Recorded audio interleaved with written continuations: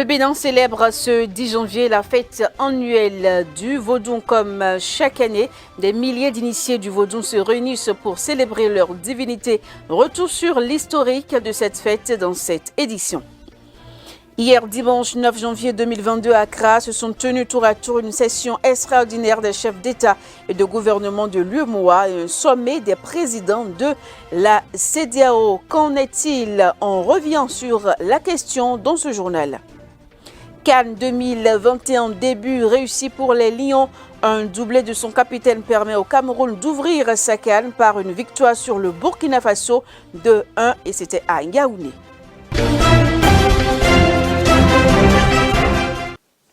Mesdames, Messieurs, bonjour. Nous sommes lundi 10 janvier 2021. Bienvenue à vous dans ce 13h. Le Bénin célèbre depuis quelques années déjà la fête annuelle du Vodou. Et comme chaque 10 janvier, des milliers d'initiés du Vodou se réunissent pour célébrer leur divinité. Le culte Vodou, une religion qui célèbre les forces de la nature et les ancêtres. Quelle est donc l'origine de la dite fête au Bénin? En voici ici son historique. 10 janvier au Bénin, une journée choisie pour une célébration culturelle et spirituelle qui réunit les divinités du Vodou pour valoriser et montrer au monde la diversité de la culture béninoise.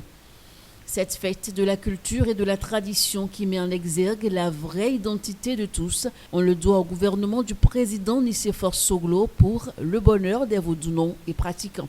Mais il n'est pas à perdre de vue que c'est le festival Ouida 92 qui a créé le déclic. Un grand festival consacré à l'art et à la culture du Vodou qui a lieu pour la première fois au Bénin en 1993. Ouida 92 a permis de mettre la lumière sur la culture du Vodou méconnue et mal interprétée. Devenue donc une fête nationale suite à Ouida 92, le 10 janvier est une occasion aux adeptes de Vodou de s'exprimer et de réhabiliter leur culte à travers le monde. Un rendez-vous annuel incontournable des Vodoucis qui se réunissent pour festoyer à travers des offrandes. Chaque initié rend hommage à sa divinité. Le Vodou, cette religion traditionnelle, a su résister dans le temps, surtout à la colonisation occidentale. Au Bénin, les 1/3 de la population en sont pratiquants.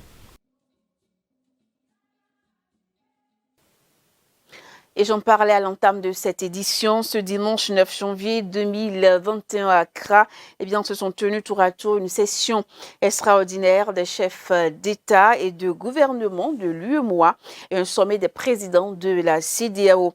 Une double rencontre qui avait comme dénominateur commun la situation politique au Mali. Le président de la République du Bénin, Patrice Talon, a également pris part à ces réunions. On fait le point.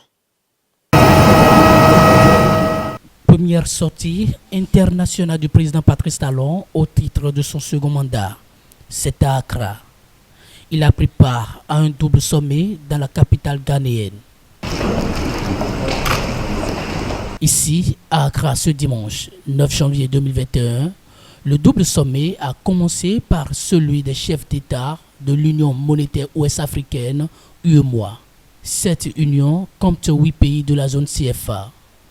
Le Mali, la Côte d'Ivoire, le Niger, le Burkina Faso, le Sénégal, le Bénin, la Guinée-Bissau et le Togo.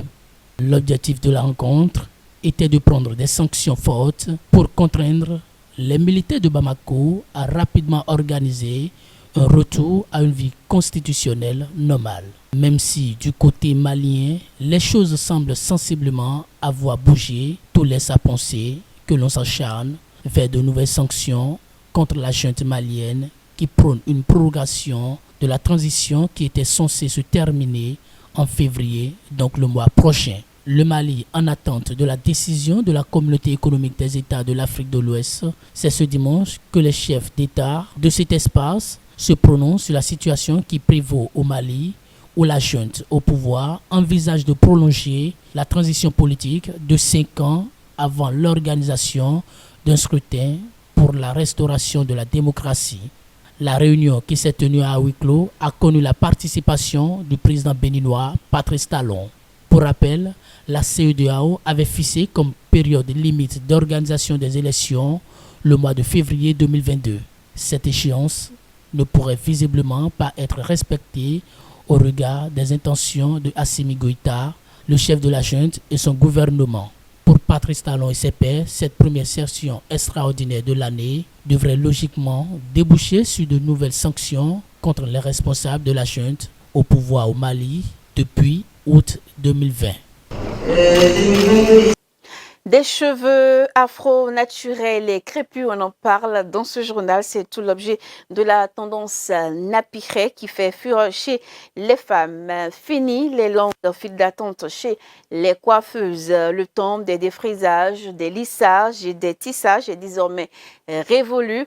Rester sobre et belle, eh bien, naturellement, c'est la raison qui pousse certaines femmes à adopter les nappies. Simple, ce type de coiffure nécessite une grande attention et tout un processus de traitement.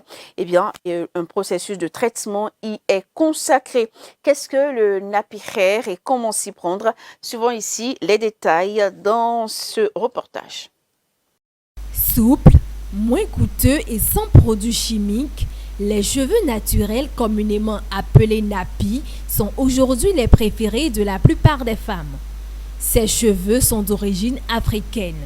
Plusieurs sont les raisons qui poussent les femmes à adopter ce type de coiffure qui est en vogue dans nos sociétés. J'ai opté pour le nappy parce que c'est facile à traiter. Ça permet d'aérer sa cuir chevelu et j'aime pas du tout ce qui est superflu. Par exemple, je ne passe pas de vernis, j'aime tout ce qui est naturel. Et donc, c'est pour cette raison que depuis un certain temps, d'abord, je me suis coupé totalement les cheveux et maintenant, je les laisse pousser afin de pouvoir avoir des cheveux vraiment nappy pour aérer ma cuir chevelue. J'ai préféré garder mes cheveux crépus parce que je me suis rendu compte en fait que c'est ça qui définit mon identité. C'est en ça que je me sens à l'aise et avec les cheveux crépus, je n'ai plus de problème de casse des cheveux. Quand je fais les soins, je suis bien en fait dedans, je suis bien dans le naturel. J'ai remarqué que lorsque j'avais opté pour les cheveux défrisés, j'ai remarqué que mes cheveux se cassaient un peu plus souvent. J'ai commencé surtout par perdre les cheveux de devant un peu petitement jusqu'à ce que c'est venu à un niveau donné où j'ai préféré en fait m'approcher des cheveux nappies parce que j'évitais. Je me disais en fait de loin, je me disais c'était cher, je ne pouvais pas m'embarquer dans un tel traitement, je ne pouvais pas m'en sortir. Mais quand je me suis rapprochée, j'ai vu non seulement mes cheveux, je me sens plus à l'aise lorsque je fais les soins naturels depuis pas mal de semaines. Si ces femmes ont un penchant pour les nappies, c'est parce qu'ils sont dépourvus de tout produit chimique. Les produits bio pour le traitement et je trouve que c'est fantastique, ça me permet de pouvoir hydrater mes cheveux, de les fortifier. Moi j'ai un problème avec mes cheveux se cassent, donc avec le traitement de binaturel, on est en train de remonter petitement la pente pour que mes cheveux soient plus fortifiés. Mon conseil serait d'encourager tout le monde à s'y mettre. C'est vraiment facile à traiter et à entretenir et ça permet de pouvoir vraiment s'aérer la tête, de traiter, de nettoyer sa cuir chevelue constamment. Produit do po en do dache bi chumbo don sono do produit adon na jo dache do mo den ka jo do sin wene no mo do da do susu e ganji bo nde jiro mi no ze mo blo na. Nous aimons copier tout ce qui est chez les occidentaux alors que nous oublions que nous aussi nous devons normalement protéger nos cheveux. Eux ils ont leurs produits pour s'occuper de leurs cheveux. Pourquoi pas nous aussi? Pourquoi pas nous aussi? Donc je leur conseille vivement d'opter pour les cheveux nappies, les cheveux crépus et ils ne seront pas déçus. C'est vrai que par moment, on sent que ça fait mal, mais avec le traitement, ça devient plus souple, même quand on ne met pas de produit. Nul doute que les nappies prennent aujourd'hui une longueur d'avance sur les cheveux défrisés. Ils maintiennent la beauté naturelle de celle qui la portent.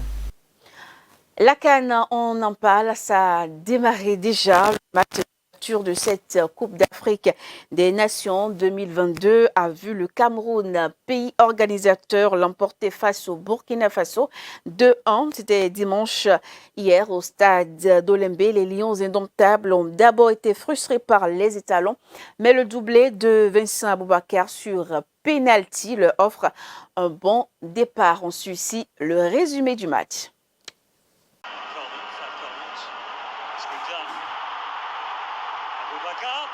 Après cette entame encourageante, les locaux ont baissé le rythme et les visiteurs ont mordu. Les Burkinabés ont inscrit le premier but de la compétition à leur troisième coup de boutoir. Alors que la défense camerounaise avait repoussé le danger 2 fois, au troisième centre venu des pieds de Bertrand Traoré, le gardien André Onana a manqué sa sortie et Gustavo Sangaré en a profité au second poteau pour marquer.